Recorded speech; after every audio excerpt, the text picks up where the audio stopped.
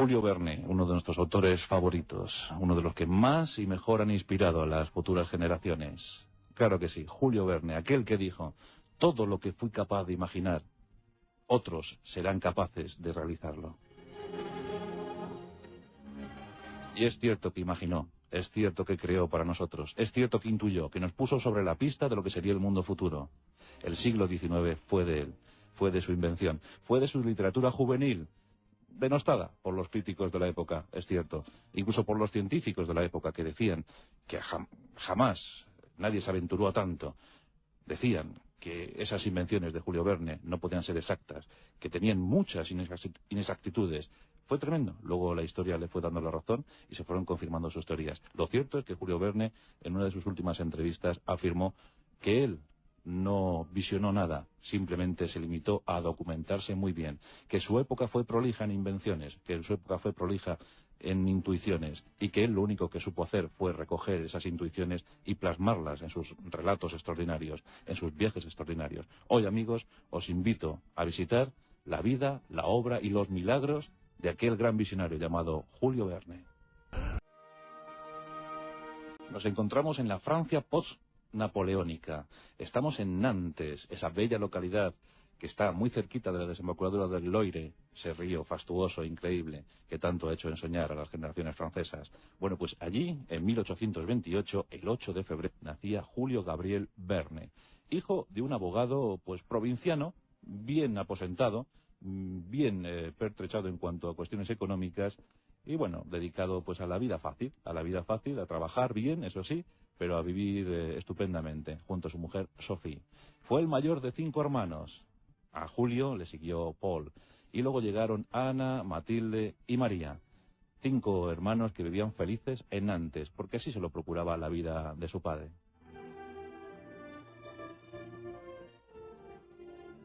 Pero Julio imaginaba, Julio era el mayor y siempre miraba al mar, siempre soñaba, siempre pensaba en las aventuras futuras, en todo lo que le estaba esperando, en aprovechar minuto a minuto, en saborear esos días, esas horas, esos minutos. Claro que sí, Julio Verne quería viajar, y lo intentó.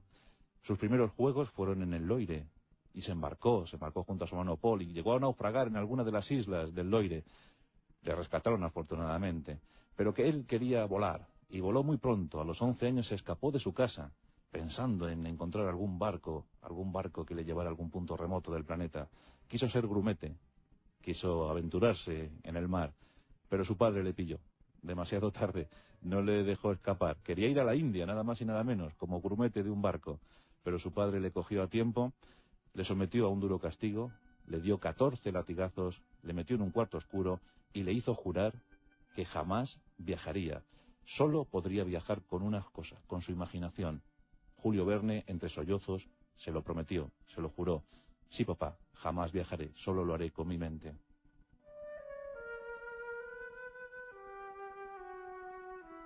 Julio Verne debía estar interesado en la abogacía, porque ese era el deseo de su padre. Quería que su hijo mayor, su primogénito, fuera abogado. Pero el padre Pierre, el padre de Julio, estaba muy interesado en la poesía y también en la ciencia. Era una constante en el siglo XIX. Muchos artículos científicos eran enmarcados y recogidos cuidadosamente por Pierre, el padre de Julio. Y Julio, entre sus primeras lecturas, contaba con las científicas. Todos los adelantos de la época no le eran ajenos y los iba también coleccionando poco a poco. Dicen que uno de sus lugares preferidos para jugar era una fábrica de vapor, de motores de vapor. Motores que servían, que nutrían a la marina francesa, y que allí empezó su fascinación por el mundo científico, aquellos motores de vapor, aquellos motores que moverían sin duda alguna a la humanidad.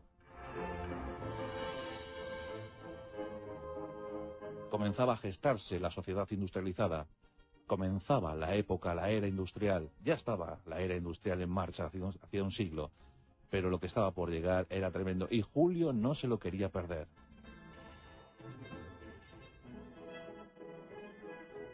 Y también empezó a llegar el amor al corazoncito del pequeño Julio.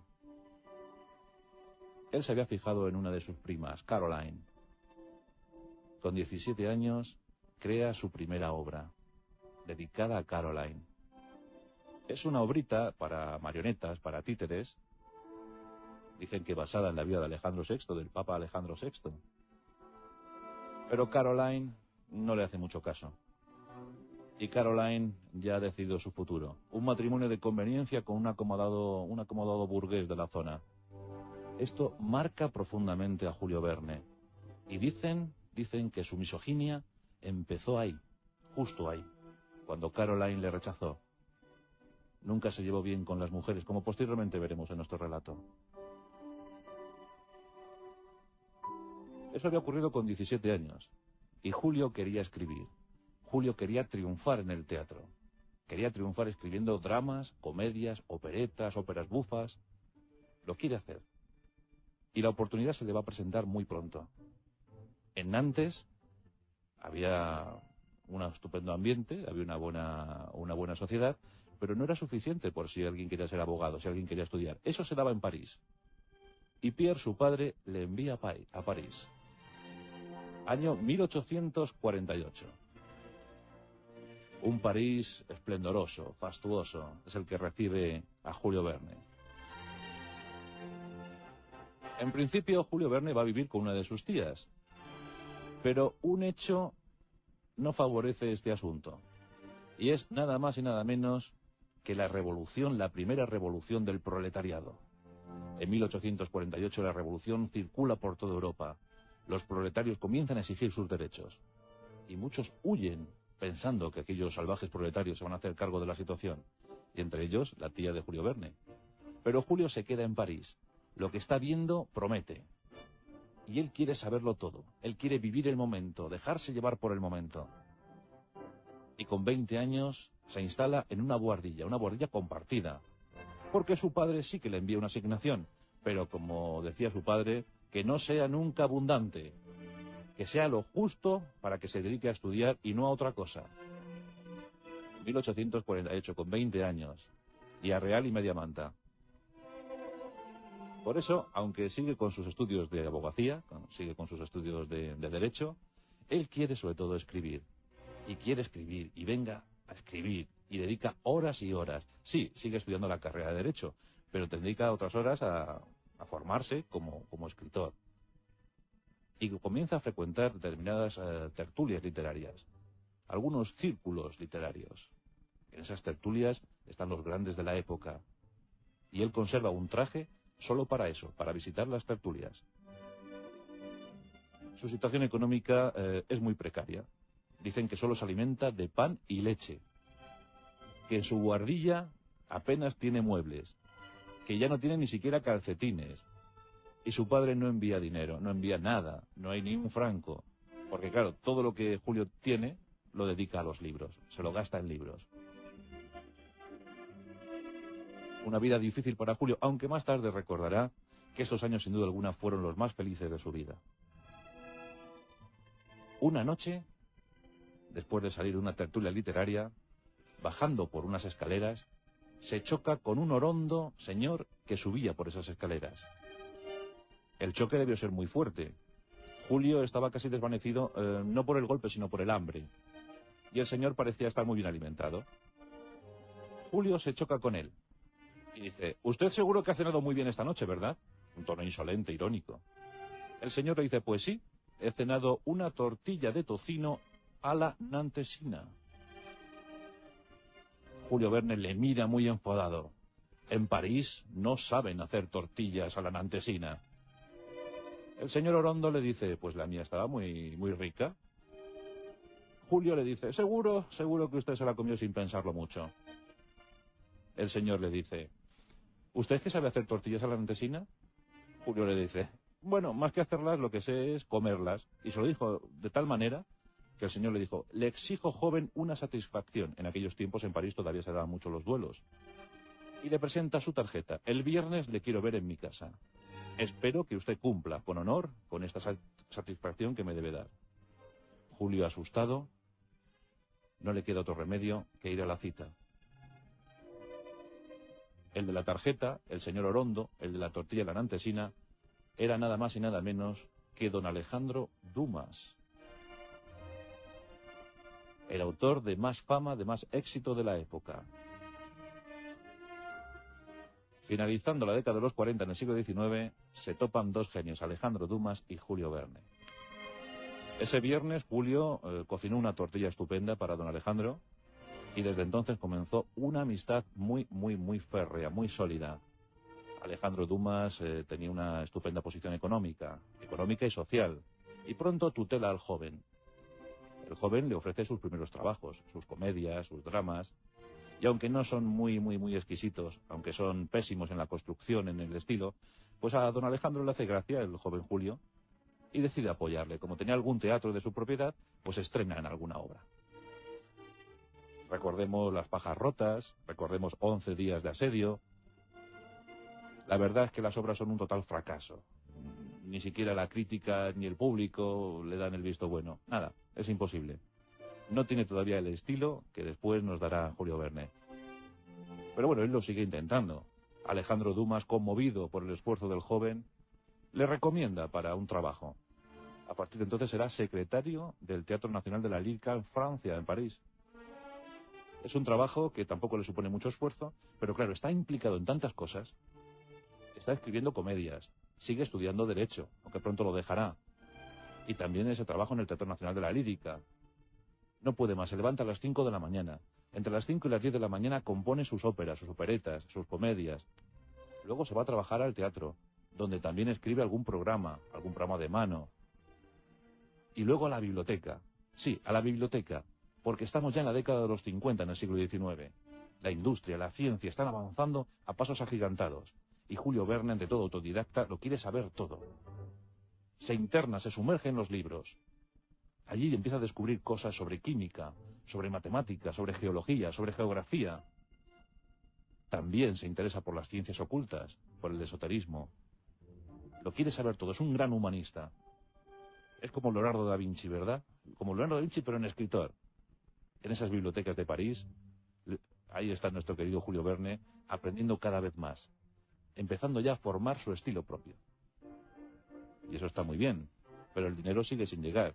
El poco dinero que consigue reunir lo invierte en un piano, porque él sigue obsesionado en ser un gran autor teatral. Él quiere componer, él quiere hacer, él quiere triunfar. En ese momento los del teatro son los que triunfan, y él también tiene derecho. A Alejandro Dumas esto le divierte mucho y sigue apoyando al joven. Pero claro, el dinero ya no daba para más, y él quiere seguir prosperando en su carrera como literato. Le envía una carta a su padre Pierre y le dice: mira, las dos carreras son incompatibles. Si a mí me quieres como abogado, tarde o temprano, tu bufete, pues no triunfará. Tendrás que cerrarlo. Y siempre me lo tendrás en cuenta, siempre me lo achacarás. Así que no me insistas más, no voy a ser abogado. Quiero ser escritor. Ese es mi deseo. Los padres, que también están muy conmovidos por la situación del joven, le buscan una boda, le buscan un apaño, le buscan una buena mujer que tenga una estupenda dote. Esto ocurre en 1857. Él tiene 29 años. Y todo está a punto para la celebración de la boda. Pero a última hora desiste, no quiere saber nada, no se quiere sumergir, no quiere meterse en una boda con una señorita a la que casi no conoce, con la que casi no va a tener trato, con la que seguramente va a fracasar. Y es que en su vida se ha cruzado Honorina. Honorín, una joven viudita con 2 hijos que le hace unas promesas estupendas. Julio Verne cree que Honorín también tiene una buena dote, que tiene una buena fortuna y que además está enamorado de ella, o eso es al menos lo que él piensa en principio. Desiste del empeño familiar y se casa con Honorina. Se casa y lamentablemente descubre al poco que Honorina era una mujer de vida superficial, que no era muy culta, que no estaba muy preparada y sobre todo que no tenía ni un franco. Algunos muebles como dote y poca cosa más, y encima ya viene con familia añadida. Pero sí que hace amistad con el hermano de Honorina. Y el hermano de Honorina trabaja en la Bolsa de París. Y a este sí que le va bien. Le va muy bien, francamente bien. Y también le va que Julio Verne quiere también hacerse agente de cambio y bolsa. Necesita 50.000 francos para entrar en el negocio. Y se los pide a su padre. Después de una bronca monumental, el padre accede. Ante todo lo que quiere es que su hijo le vaya bien. Con esos 50.000 francos, Julio Verne, la verdad es que hace una pequeña fortuna. No mucho, pero suficiente para vivir ya holgadamente. No está mal, no está mal. Y además comienza a frecuentar determinados círculos que solo se pueden encontrar en la Bolsa de París. Porque en la Bolsa de París están también los autores, están los críticos, están los periodistas. Todos invierten en la bolsa. Y él conoce a esa gente, y eso le viene muy bien. Alguien le regala un viaje a Escocia, y este es el primer viaje que hace Julio Verne. Siempre se ha dicho que Julio Verne nunca viajó, pero sí viajó, como demostraremos esta noche. Tiene 31 años, es el año 1859, y realiza un corto pero intenso viaje a Escocia. Ese es el primer punto.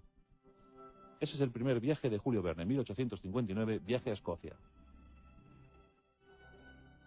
Y cuando está a punto de aceptar otro regalo, que es un viaje a Noruega, tiene que desistir, tiene que dejarlo, tiene que abandonar, porque su mujer Honorine le comenta que está a punto de dar a luz a su hijo Michel.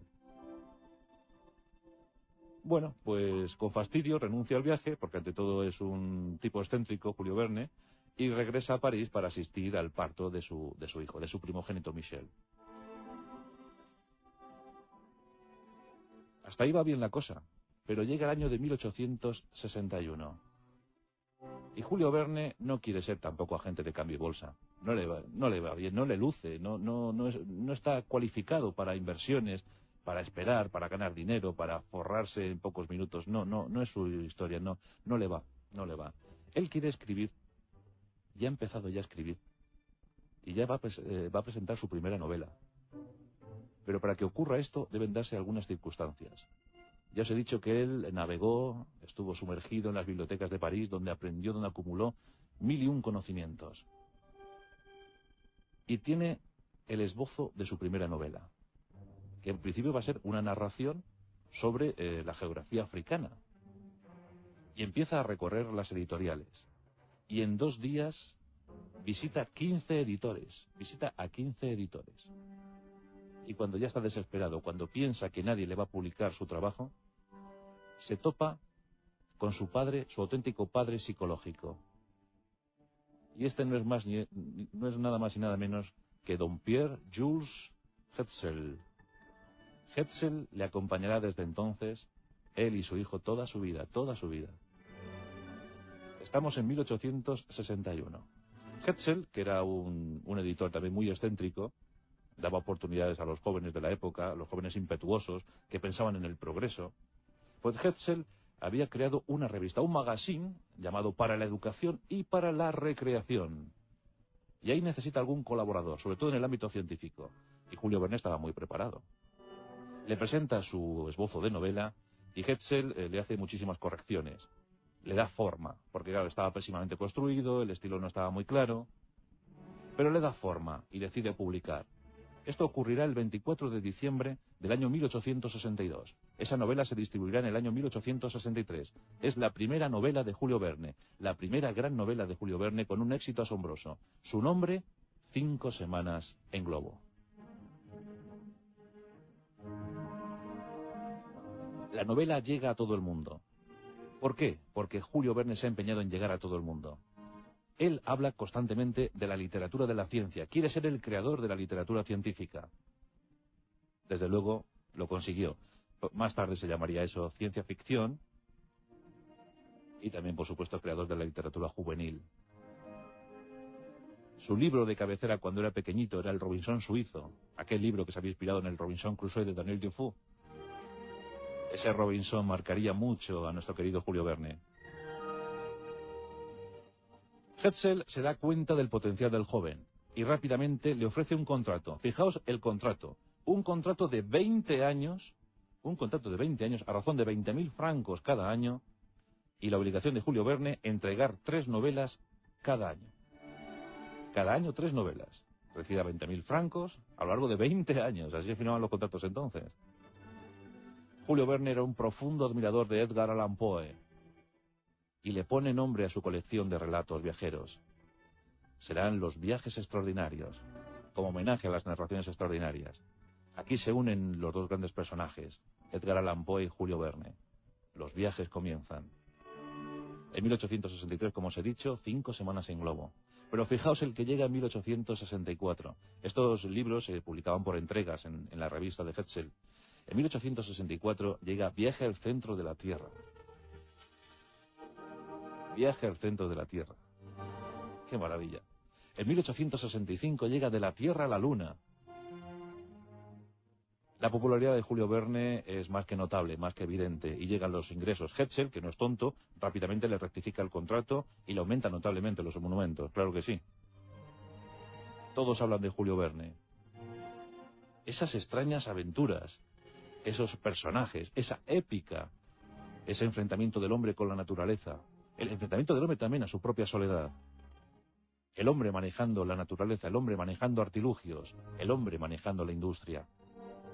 El hombre como dueño y señor de la creación. Los jóvenes también ocupan un sitio preeminente en las obras de Julio Verne. Las mujeres no. Ya os he dicho que era un latente misoginio, un misógeno tremendo. Hetzel esto se lo rectifica y le sugiere que incorpore la figura de la mujer a sus obras. Julio Verne lo hace de no muy buen talante, pero lo cierto es que siempre se olvidó de Hetzel, en contra de lo que se ha podido decir, que se ha dicho, que Hetzel era un tirano, que le obligaba a escribir. No. Julio Verne sentía una admiración muy profunda por Hetzel y siempre le escuchaba atentamente sus sugerencias. Dicen que la construcción literaria y el estilo se lo debe a Hetzel. ¿Por qué no vamos a pensar eso? Julio Verne empieza también a soñar en sus viajes. Quiere viajar, ¿por qué no? Le ha costado mucho salir de Francia, a los 31 años fue el primer viaje, pero los primeros ingresos económicos por sus obras los invierte en un yate. A este le sucederá otro yate, y al final un fantástico barco a vapor, un yate fantástico, con el que va a iniciar una singladura con su hermano Paul, con su querido hermano Paul. Van a recorrer las costas escandinavas y también las costas de Norteamérica, las costas de los Estados Unidos. Él, la verdad es que vio de antemano muchísimas situaciones que iban a ocurrir en el futuro. En ese año 1863, que os he dicho antes, escribió una obra que no publicó, se publicaría en este siglo, en 1994, que se llamaba París, siglo XX. Y ahí nos hablaba del fax, de Internet y de tantas cosas, ¿no? Del metro, por ejemplo, del metropolitano. Pero también empieza a ver que las potencias del futuro no serán Francia ni Inglaterra, no. Las potencias del futuro serán Estados Unidos y Rusia, y eso ya lo deja muy claro en sus obras. Ya nos habla de esos rusos y de esos americanos como potencias enfrentadas en un futuro. En ese 1865 lo veremos, ¿no? De la Tierra a la Luna, donde nos cuenta tantas cosas sorprendentes. En 1865, un cohete de dimensiones muy parecidas a aquellos que llegaron a la Luna un siglo más tarde. ¡Qué maravilla, Julio Verne! En 1867, con ese yate a vapor y con su hermano, se lanza a la singladura. Y ahí empezó a gestar el inicio de una trilogía. Ahí empezó a escribir Los hijos del Capitán Grant. Esa obra se publicará en 1868. Julio Verne tiene 40 años. Pero quiere hablar de más cosas. Es el momento para una de sus obras magnas. Segundo capítulo de esa trilogía. 20.000 leguas de viaje submarino. 1870. Aquí tenemos al Nautilus. Y comandando el Nautilus, el capitán Nemo, el capitán Nadie. Un hombre aferrado a su soledad, aferrado al silencio. Como único compañero el Nautilus. Un hombre destronado de su trono, destronado de su reino, que había visto cómo morían su familia, su mujer y sus hijos, y que es el protagonista absoluto en la obra de Verne, el Capitán Nemo. Con diferentes nombres, sí, pero Capitán Nemo, al fin y al cabo, el Capitán Nadie. 20.000 leguas de viaje submarino. Ahí tenemos el submarino atómico, ¿verdad? El Nautilus, que es casi clavado al que luego se votó en 1954-55. Es una época eufórica para Julio Verne. Publica y tiene un éxito tremendo, arrollador.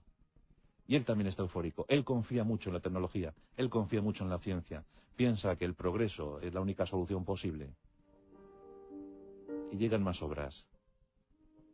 En 1875 llega la que se considera como su obra cumbre y pone fin a la trilogía que antes os he citado, La Isla Misteriosa. Dicen que es la obra cumbre, que es donde alcanzó el cenit Julio Verne. La mejor escrita por él.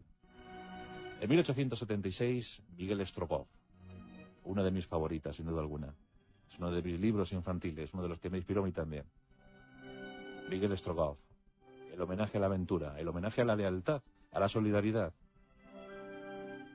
En 1878, me lo vais a permitir, es otro de mis favoritas, es Un capitán de 15 años.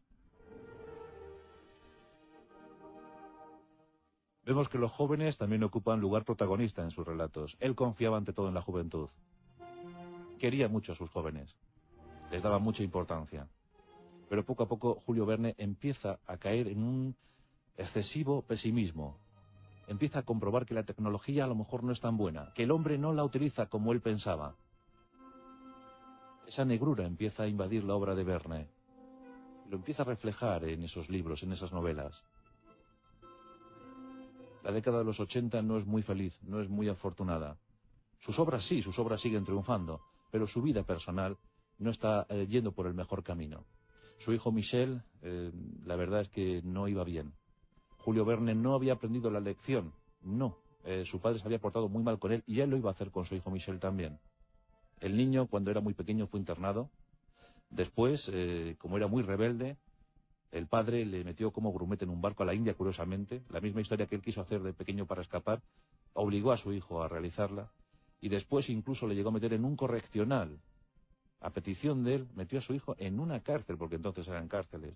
El hijo esto lo llevó muy mal, incluso recibió tratamiento psiquiátrico. Y hablamos de tratamiento psiquiátrico del siglo XIX, cuidado. 1886 es el peor año en la vida de Julio Verne, así lo confesó. Muere su madre, muere su mujer, pero la muerte de Honorina le afecta no tanto, no le afecta tanto. Dicen, cuentan las malas lenguas, que él mantenía una relación paralela, mantenía una relación a escondidas, que nunca se supo nada, por cierto, pero siempre se sospechó. Pero es que muere su gran padre, muere su auténtico padre, muere Hetzel. Y por si fuera poco, Gastón, su sobrino favorito, el hijo de su hermano Paul, en un momento de enajenación mental, le pega un tiro a su tío, un tiro en la pierna derecha que le invalida. Esto se suma a la suerte de enfermedades que ya venía acumulando Julio Verne, porque debido al trabajo, en su época de juventud, debido al excesivo trabajo, se había originado en él una parálisis facial que le había deformado el rostro, y que cuando trabajaba en exceso, esta parálisis se manifestaba. También, por supuesto, la diabetes, que al final daría el traste con su vida. La diabetes no se trataba entonces como se trata hoy en día. Por tanto, Julio Verne empezaba a estar seriamente tocado, en lo físico y en lo psíquico. Esa diabetes le iba quitando, le iba restando oído, vista. Se estaba deteriorando por momentos, lo estaba pasando francamente mal. Cuentan que encontraba refugio en la masonería o en la sociedad secreta aquella de la niebla de la que siempre se habló. Una sociedad donde se intentaba practicar la alquimia, el ocultismo, el esoterismo. Dicen que encontró mucho refugio y mucho consuelo en la niebla o en la masonería. Y abandona París. Se va de París, desolado, después de haber creado obras estupendas. Y encuentra refugio en Amiens, en la bella ciudad Amiens. Y allí se interesa por la política y en el Partido Radical se presenta a las elecciones. En 1888 se presenta como concejal al ayuntamiento y consigue la elección. Además, repetiría este cargo. Primero fue elegido en el 1888, posteriormente en el 92, luego en el 96 y en el 2000. Una vida intensa también, la del político Verne. Era progresista, por supuesto, pero también tenía algo de reaccionario. También era conservador de alguna manera. Él siempre dijo que la familia era el núcleo esencial de la vida y que todo debía girar en torno a la familia. Y sigue adelantándose a su tiempo. Y aquí aparece Nabur, el conquistador, donde ya se nos pone sobre la pista del helicóptero. El rayo verde. Y sus obras de aventuras. Hablemos un poco de la producción literaria de Julio Verne. Más o menos unas 65 novelas. Algunos dirán 64, otros dirán 65. 65 novelas. A esto hay que sumar 20 relatos cortos. A esto las 30 obras, comedias, dramas, óperas bufas, operetas de su juventud. Y también 2 relatos geográficos, porque se enteró mucho. Hizo una obra sobre la geografía francesa, también habló de los exploradores de su tiempo, del siglo XIX, del siglo XVIII. En fin, que es una obra muy, muy extensa. La UNESCO hizo un estudio sobre Julio Verne y nos dice la UNESCO que las obras de Julio Verne han sido traducidas a 112 idiomas. 112 idiomas. Solo le supera Karl Marx con su obra El Capital, que fue traducido a 133 idiomas. Dato sorprendente, ¿verdad? Julio Verne en todo el mundo, en 112 idiomas. De así llega al siglo XX, aquel que él había soñado en su París siglo XX, ¿verdad? Y el siglo XX no le ofrece nada. Julio Verne ve desesperanzado cómo la humanidad camina hacia la guerra, cómo la tecnología solo ha servido para matar, cómo la tecnología está acabando con el planeta. Julio Verne está desconsolado. Las últimas entrevistas que ofrece, solo se ve en ellas el pesimismo, pesadumbre. Está agotado, está mermado por la enfermedad. El 24 de marzo de 1905 muere rodeado por sus familiares. También estaba ahí el hijo de Hetzel, estaba su hijo Michel. Está a punto de morir y fijaos sus últimas palabras, fijaos en sus últimas palabras. Rodeado por todos sus seres queridos, lo último que dice es: sed buenos, sed buenos. Spielberg a lo mejor lo utilizó posteriormente para uno de sus personajes, ¿verdad? Para E.T. Pues sed buenos es lo último que dijo Julio Verne. Cuando murió estaba acabando una obra apocalíptica, pero que, ojo, que puede ser la última profecía de Verne. Su libro se llamaba, el último libro que estaba escribiendo se llamaba La invasión del mar. Y en ese libro, ¿qué diréis que contaba Julio Verne? Pues decía que Europa sería cubierta por las aguas, y estas aguas llegarían desde los polos, y estos polos llegarían al deshielo debido al cambio climático generado por los hombres. Esto lo estaba escribiendo en 1905. Una Europa cubierta por las aguas, y eso lo había provocado el hombre. Ese cambio climático que había provocado el hombre había hecho deshelar los hielos, los polos, y eso había dado al traste con la vida en Europa. Y eso provocaba que el hombre volviera a sus formas de vida primitivas. El eterno Adán, una obra póstuma. Más o menos después de su muerte, unas 10-12 obras se publicaron. La obra del genial Julio Verne se anticipó a muchos. Algunos le consideraron el Nostradamus de su época, pero él siempre dijo lo mismo. Yo lo único que hice fue documentarme muy bien, saber cómo era el espíritu de mi época, saber cómo eran los hombres de mi época, lo que pensaban, lo que querían hacer, y yo lo único que tuve que hacer es escribir eso, y lo plasmé en un papel, y eso es lo que he contado. El gran Julio Verne, 77 años vivió, pero desde luego su obra siempre será inmortal. Nos acordamos de La Vuelta al Mundo en 80 días, donde estaba Phileas Fogg. Dicen que él se vio reflejado en ese Phileas Fogg, en ese dandy inglés irónico, siempre elegante, siempre adecuado. La Vuelta al Mundo en 80 días, qué maravilla. Yo creo que todo el mundo tiene su obra favorita de Julio Verne, ¿verdad? También los jóvenes, ahí están esos 2 años de vacaciones. En fin, que ha sido un placer hoy rendirle homenaje, porque Julio Verne es sin duda alguna uno de los nuestros.